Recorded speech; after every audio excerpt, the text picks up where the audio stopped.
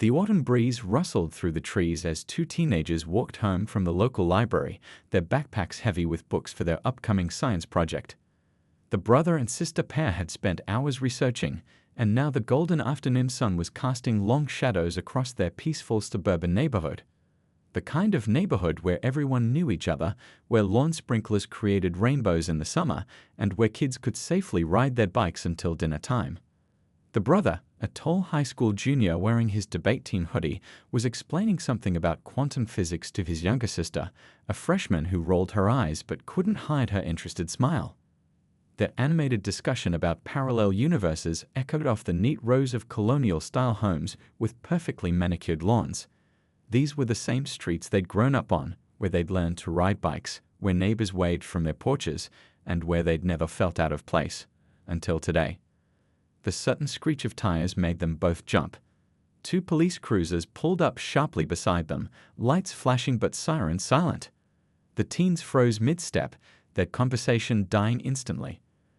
4 officers stepped out, hands already resting on their belts. "Don't move," one officer commanded, his voice sharp enough to cut through the peaceful afternoon air. "Is something wrong?" the brother asked, trying to keep his voice steady despite his racing heart. He instinctively stepped slightly in front of his sister, his hand reaching back to hold hers, a protective gesture they'd learned from their father. "There was a robbery reported 2 blocks from here," an officer explained, his tone clipped. "The suspects match your description." The teens exchanged confused glances. They'd been at the library for the past 3 hours, surrounded by security cameras and dozens of witnesses. "Officer, there must be a mistake," the sister spoke up, her voice clear despite her trembling hands. "We're Senator." But before she could finish, another officer cut her off. "Put your backpacks on the ground." Slowly. The siblings complied, carefully placing their library-laden bags on the sidewalk. The brother pulled out his student ID, trying to explain again. "We're just walking home from the library." "Our father is state senator." "Save the stories," the first officer interrupted, starting to unzip their backpacks. Library books spilled onto the concrete, physics textbooks, astronomy magazines, and a dog-eared copy of A Brief History of Time. Their carefully organized notes scattered in the breeze while the officers conducted their search. A small crowd began to gather. Neighbors who had known the teens since they were toddlers stood watching from their porches, some recording with their phones, others calling the senator's office directly. Mrs. Chen, their elderly next-door neighbor, who always gave out the best Halloween candy, stepped onto her lawn with her phone raised high, documenting everything. The sister, fighting back tears but standing tall, pulled out her phone. "I'm calling our father," she announced firmly, her fingers shaking as she dialed. The officers exchanged glances but continued their search, poring through notebooks filled with physics equations and study guides. As the phone rang, the brother stood perfectly still, remembering his father's words from years ago, "Stay calm, stay dignified, and know your rights." He watched as his astronomy project, carefully assembled over weeks, was roughly handled and dropped back into his backpack. Their father answered on the second ring. His deep, authoritative voice carried clearly through the phone speaker. "I'm on my way. Don't say anything else. I'll be there in 5 minutes." The certainty in his voice made both teens stand a little straighter, even as the officers continued their unwarranted search. Those 5 minutes felt like an eternity. The officers found nothing but schoolwork, library books, and half a pack of mint gum. The growing crowd of neighbors maintained a tense vigil, their presence both a comfort and a testament to the absurdity of the situation. The teens could hear whispers from the gathering crowd. "Those are the senator's kids. They've lived here their whole lives. They were just at the library." Each murmur added to the weight of the moment, to the heavy realization that even here, in their own neighborhood, on their own street, they weren't immune to such treatment. The sister clutched her phone tightly, the screen still showing the active call with their father. The brother kept his hands visible, his debate team hoodie now wrinkled from the search. Their books lay scattered on the sidewalk, pages ruffling in the autumn breeze, silent witnesses to an afternoon that had turned from peaceful to painful in the span of minutes. The sound of another car approaching made everyone turn. A black SUV pulled up, and their father stepped out, tall, distinguished, and radiating authority in his Senate pin-adorned suit. He had his phone out, already recording as he walked toward his children. The atmosphere shifted immediately, the officers' postures changing as recognition dawned on their faces. But this wasn't the end of the story. It was just the beginning of something much bigger, something that would transform their community in ways no one could have predicted. What happened next would prove that sometimes the most painful moments can become catalysts for the most meaningful change. The autumn breeze kept blowing, carrying away the last remnants of a time when these teens thought they were exempt from such encounters. But it also carried the seeds of transformation, of a future their father would help create, not just for them, but for everyone's children. The state senator's hands gripped his steering wheel tightly as he drove toward his children, his heart pounding but his mind clear. 20 years in politics had taught him how to keep his composure in the most challenging situations, but this was different. This was personal. His children's frightened voices on the phone still echoed in his ears, mixing with memories of similar talks he'd had with them over the years about what to do in exactly this situation. As he turned onto their street, the scene unfolded before him like a nightmare come to life. His children stood surrounded by police officers, their backpacks emptied on the sidewalk, their neighbors watching from their yards. The father in him wanted to rush out and shield them from everything, but the legislator in him knew that how he handled the next few minutes would matter far beyond this moment. He parked his SUV carefully, deliberately. Every movement measured, every action calculated. Before stepping out, he took one deep breath, the same way he did before major speeches on the Senate floor. But this wasn't a speech. This was real life, and those were his babies standing there, trying so hard to be brave. His phone was already recording as he stepped out of the car. The afternoon sun caught his Senate pin, making it glint as he walked toward the scene. He'd learned long ago that documentation wasn't just about protection, it was about creating undeniable truth. The officers' postures changed as they recognized him, but he kept his phone steady, capturing everything. "Good afternoon, officers," he said, his voice carrying the same authority it held in Senate chambers, but with an edge of controlled anger that made everyone within earshot stand a little straighter.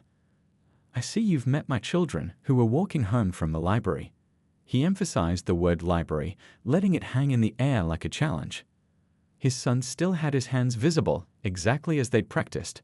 His daughter still clutched her phone, the call screen still active. Their eyes met his, and he gave them the smallest nod, a gesture that carried years of understanding. They were doing exactly what they should, exactly what they'd hoped they'd never have to do. "Senator," one of the officers started, his tone suddenly professional, apologetic. "There was a reported robbery 2 blocks away." The senator finished for him, his voice level but firm. "And somehow that led you to search 2 teenagers carrying library books." He moved to stand between his children, not blocking them from view, but providing the protection they'd needed minutes earlier. "I'd like your badge numbers, please. All of you." The neighbors who had gathered were still recording, their phones capturing what had become an impromptu civics lesson.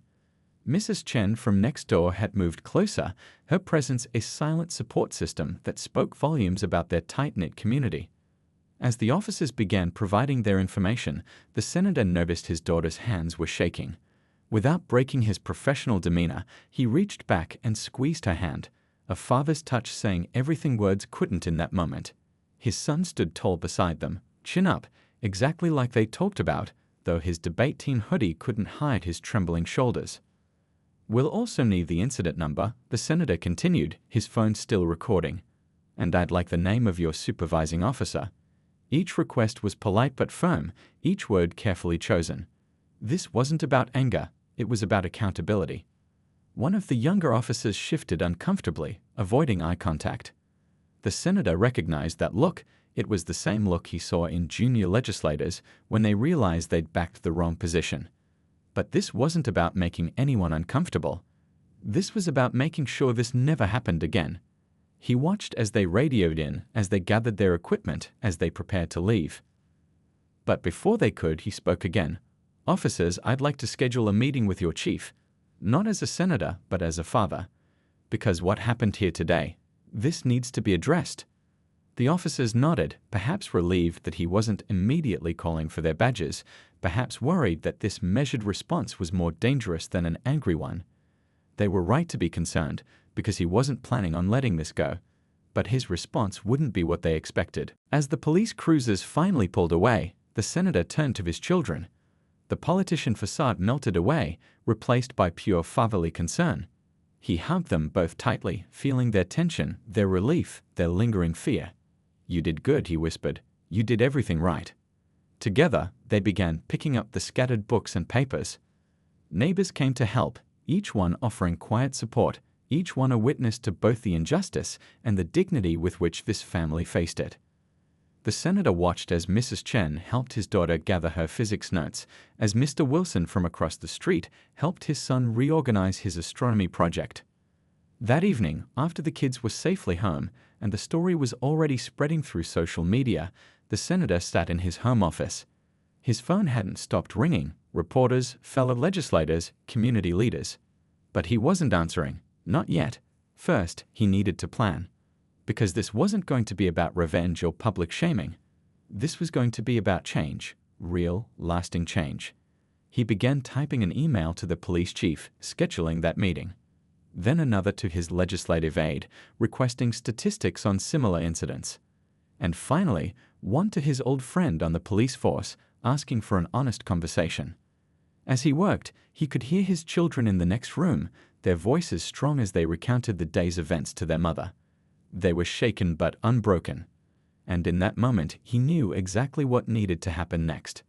This wasn't just about his kids anymore, it was about everyone's kids, and he was in a position to do something about it. Early morning light filtered through the tall windows of City Hall as the senator walked through its marble corridors.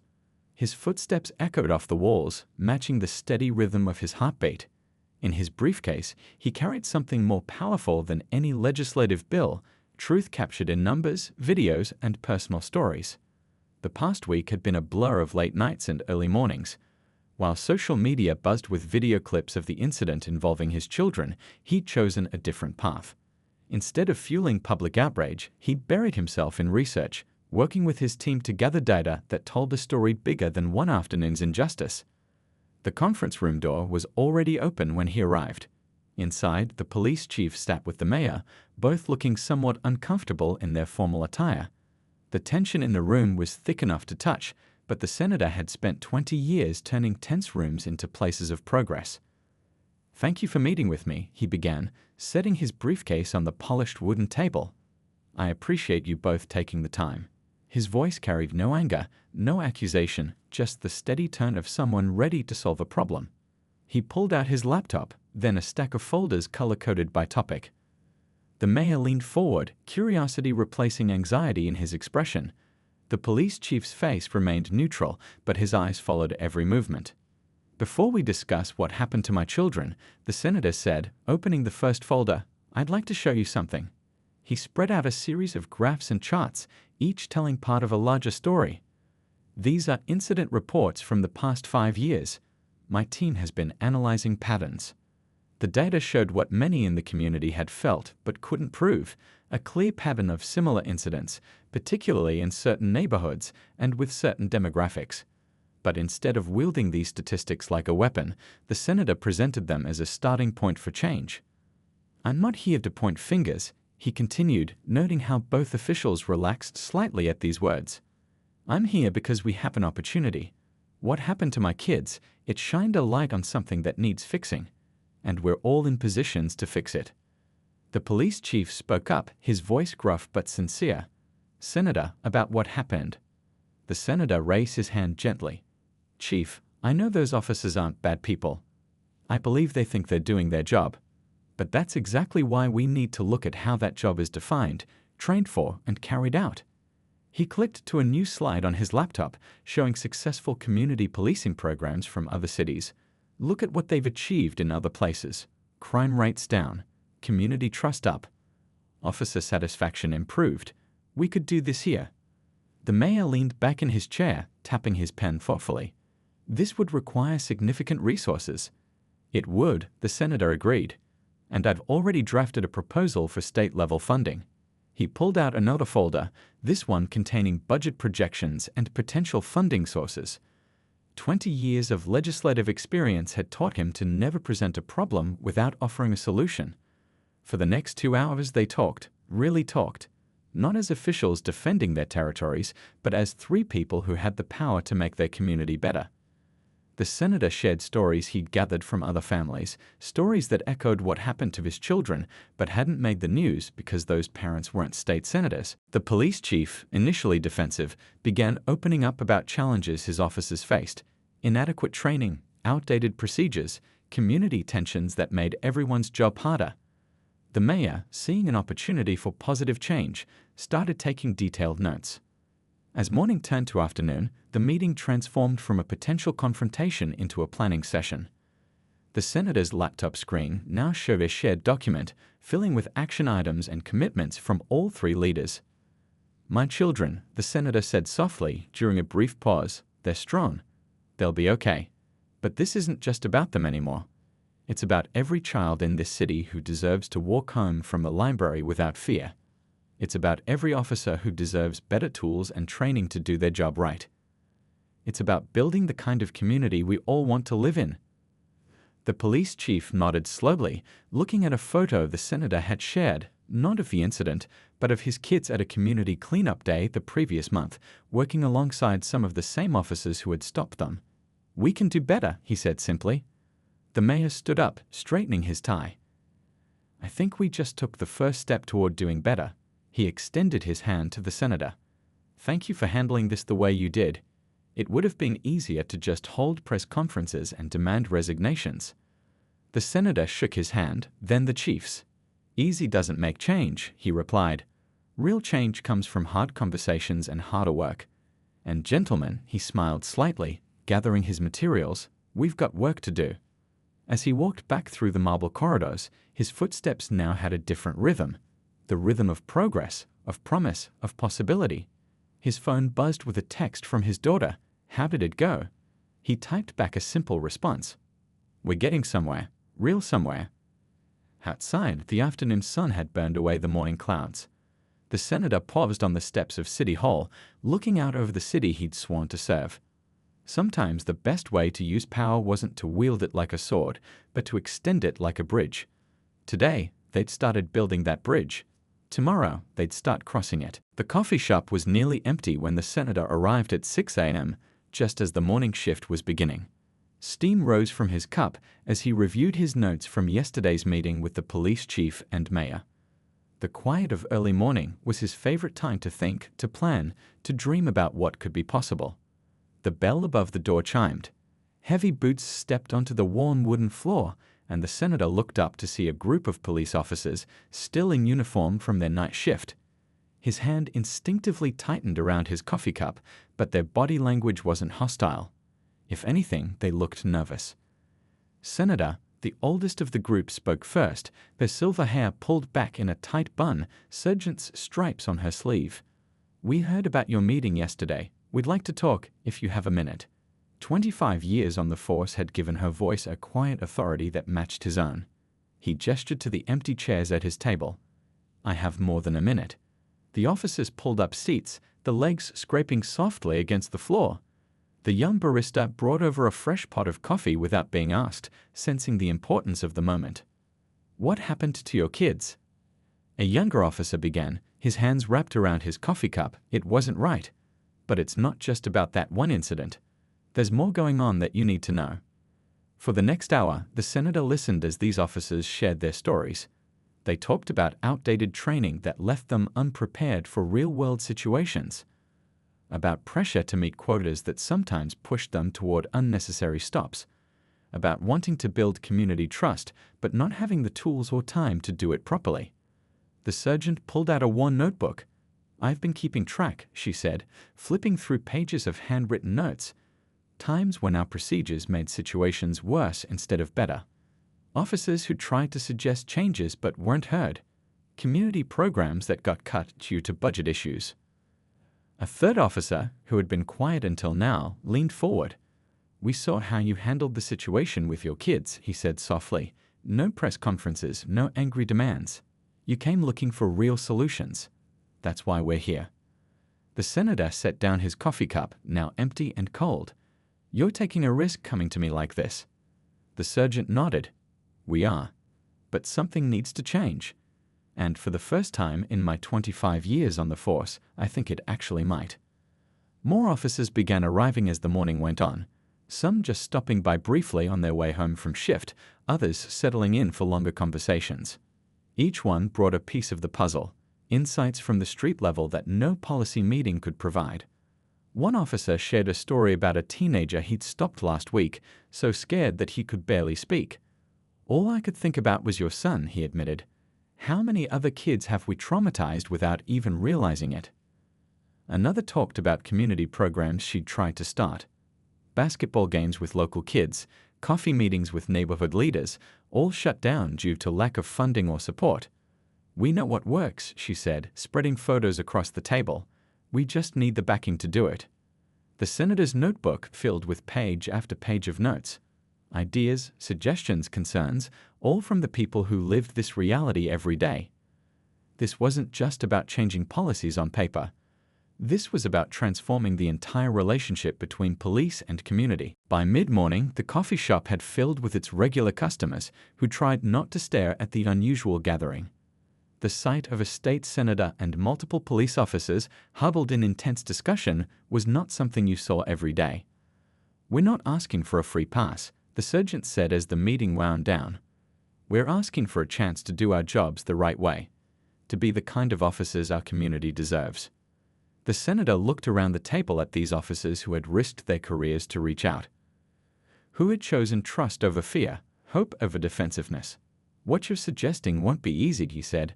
"We'll face resistance from all sides." A young officer smiled slightly. "With all due respect, Senator, nothing worth doing is ever easy." As they stood to leave, the sergeant handed him a USB drive. "Everything I've documented over the years. Use it however you need to." She paused, then added, "Your kid's incident, it was wrong. But maybe it can be the catalyst for something right." The officers filed out, returning to their duties or heading home to rest. The senator remained at the table, looking at his notes, at the USB drive, at the empty coffee cups that had witnessed this unexpected alliance. His phone buzzed, a text from his daughter. "Dad, you've been gone all morning. Everything okay?" He smiled as he typed back, "Everything's better than okay. Change is coming, sweetheart. Real change." Looking out the coffee shop window, he watched as the morning sun illuminated the city streets. Somewhere out there, his children were getting ready for school, other kids were walking to bus stops, and officers were starting their daily patrols. Soon, if they all worked together, those streets would feel different, safer, more connected.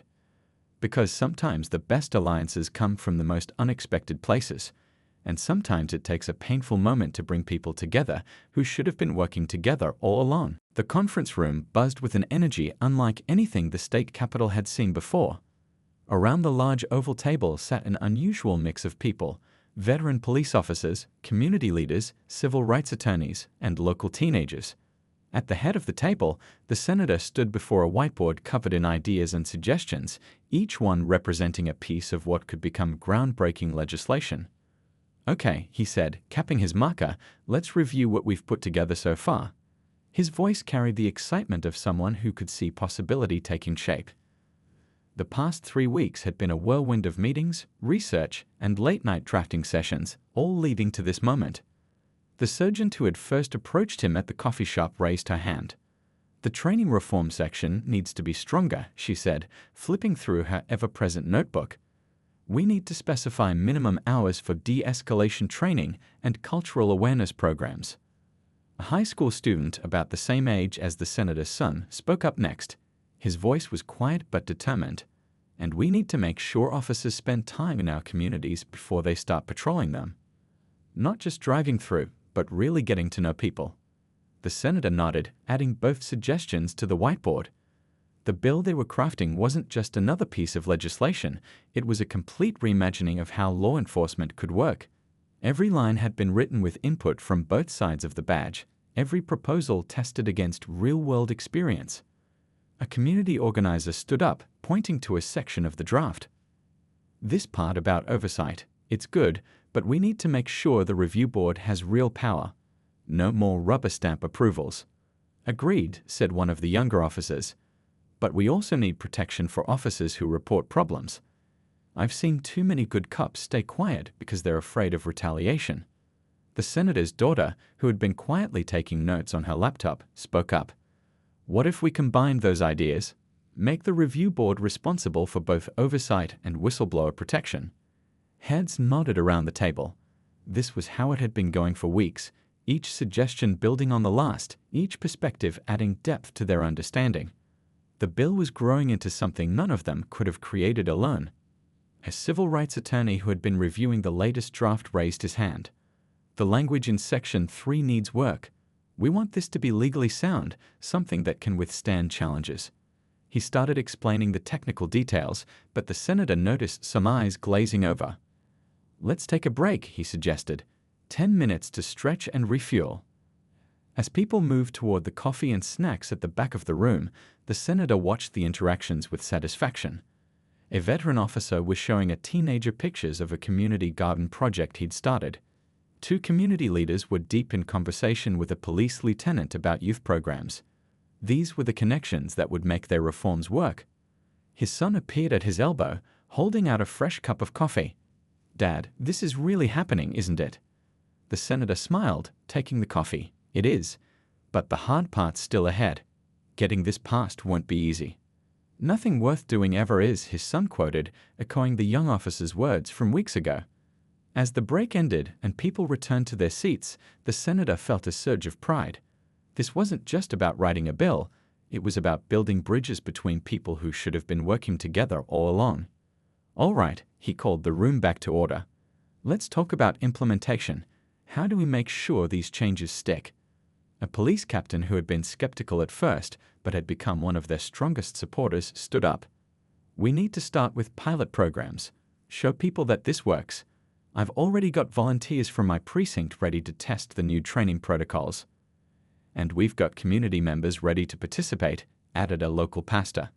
People are excited about the chance to be part of the solution.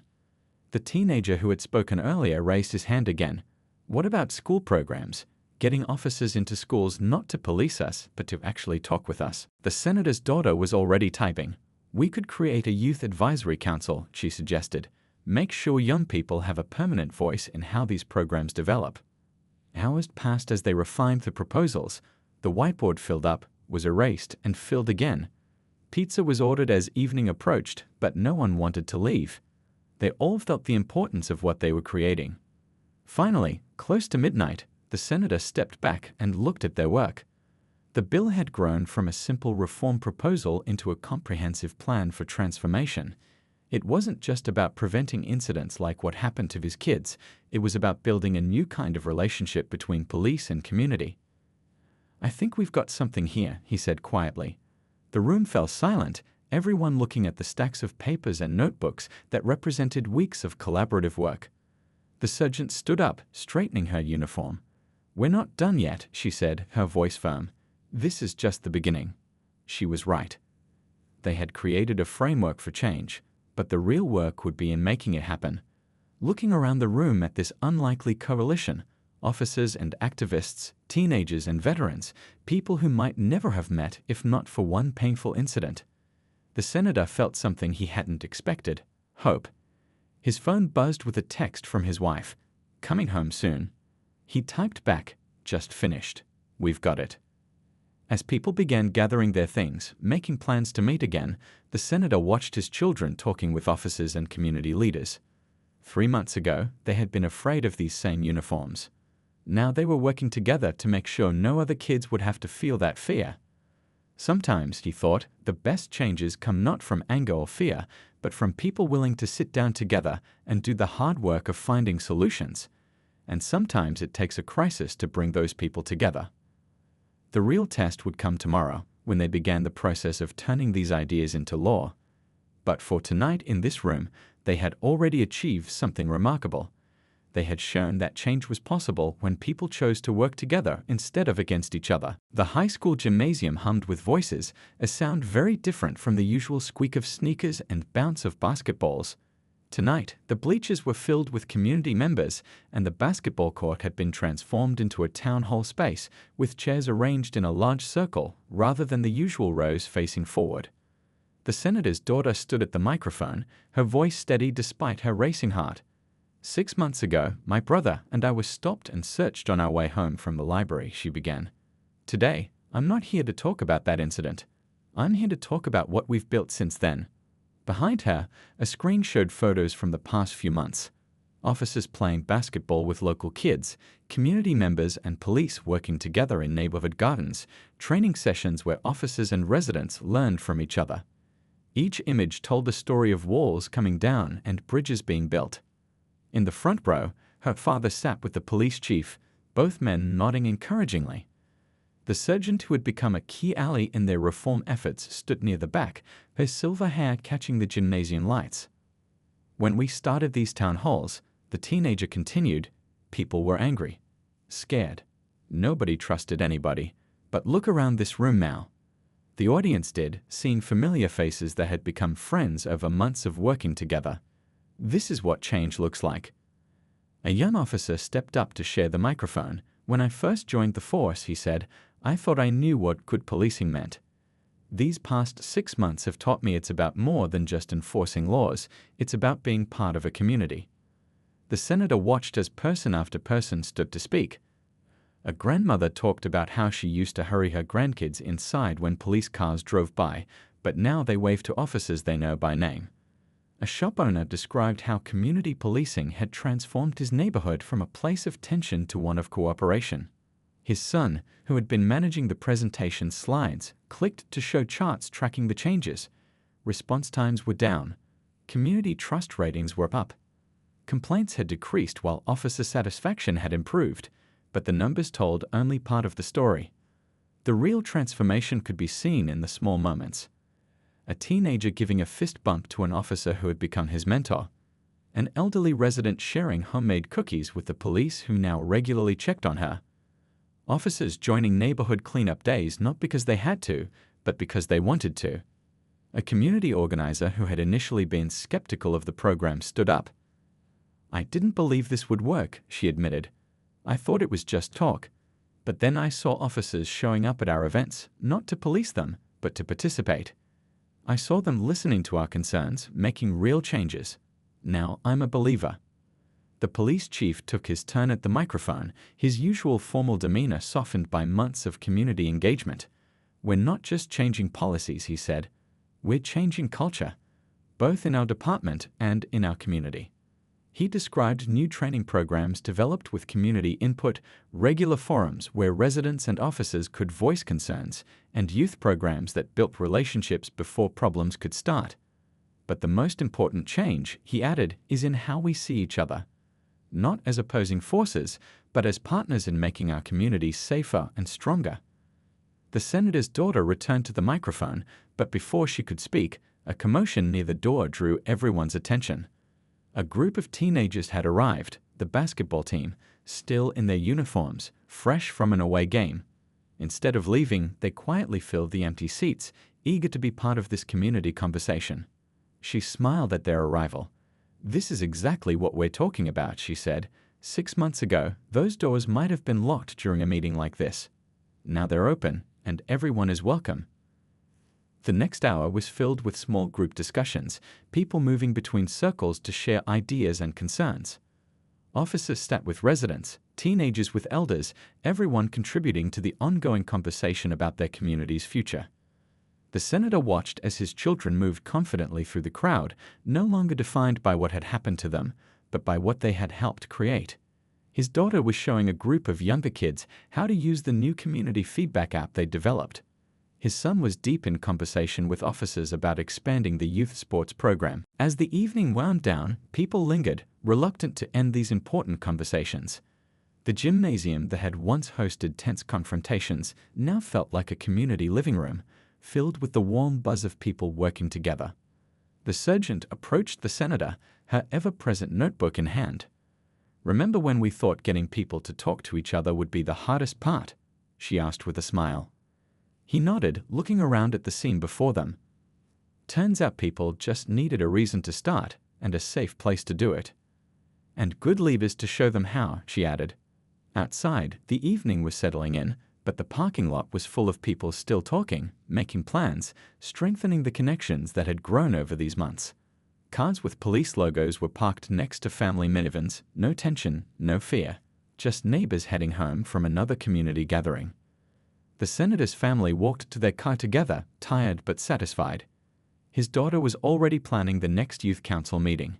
His son was texting with the basketball team about their new community service project. "Dad," his daughter said as they reached the car, "remember when you said change was possible?" He smiled, remembering those first difficult days after the incident. "I do." "You were right," she said, "but this is better than what any of us imagined." Looking back at the gymnasium, still glowing with light and life, he had to agree. They hadn't just changed policies or procedures, they had transformed the community, and this was only the beginning. The National Conference Center buzzed with excitement as leaders from across the country gathered to learn about what had become known as the Community Bridge Model. 1 year had passed since that fateful day when 2 teenagers were wrongly stopped on their way home from the library, and what could have been just another tragic headline had instead sparked a revolution in community policing. The senator stood backstage, reviewing his notes one last time. His children sat nearby, no longer the scared teenagers from that day, but confident young leaders in their own right. His daughter was preparing to speak about the Youth Advisory Council she had helped create, while his son organized slides showing the impressive results of their community programs. "You ready?" asked the sergeant, now promoted to captain due to her instrumental role in the reforms. Her silver hair was neatly arranged, her uniform crisp, but her ever-present notebook still stuck out of her pocket, filled with new ideas and observations. The senator nodded, looking out at the packed auditorium.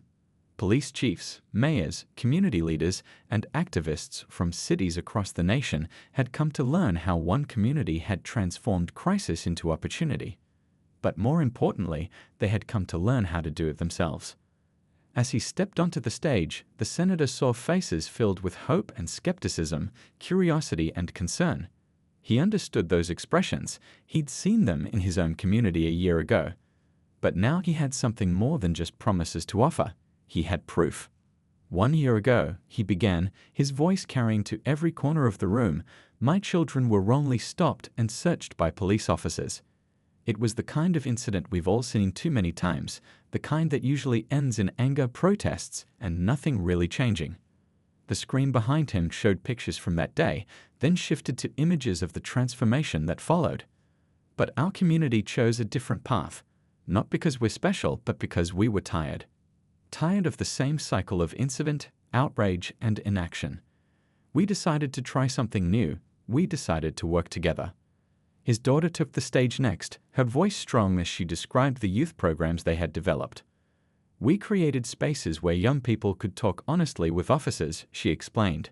"Not just about problems, but about solutions. We started seeing each other as people, not just uniforms or stereotypes." The audience leaned forward as she shared statistics. Youth participation in community programs up 200%, juvenile arrests down 60%, police recruitment from within the community increased by 150%. But it was the stories behind the numbers that really caught their attention.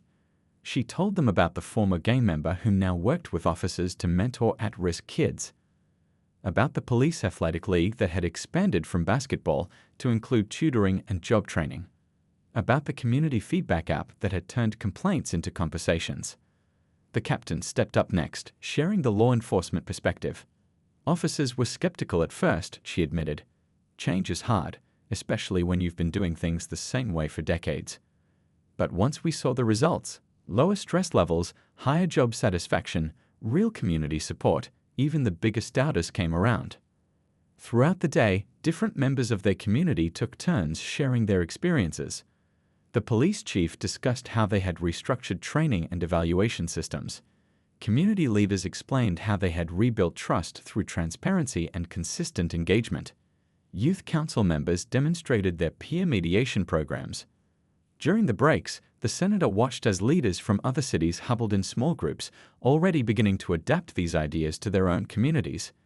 Some faced different challenges, others had unique resources, but the core principles could work anywhere: honest dialogue, shared responsibility, and a commitment to real change.